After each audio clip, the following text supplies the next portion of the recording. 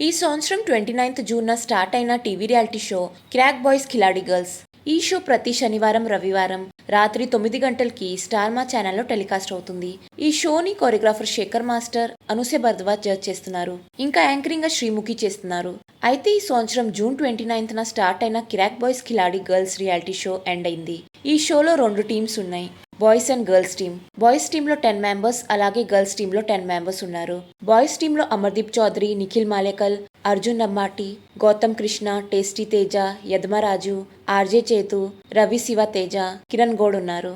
ఇంకా గర్ల్స్ టీంలో ప్రియాంక జైన్, శోభా శెట్టి, ఆయిషా, ప్రేరణ కంబం, పల్లవి గౌడ, రీతు చౌదరి, విష్ణుప్రియ, దీపిక, గోమాటి ప్రియ ఉన్నారు. అయితే నిన్న గ్రాండ్ ఫినాలే ఎండ్ అయింది. అయితే షో చూసిన వాళ్ళు అందరూ ఎవరు విన్ అవుతారని చాలా రోజుల నుంచి ఎదురు చూస్తున్నారు.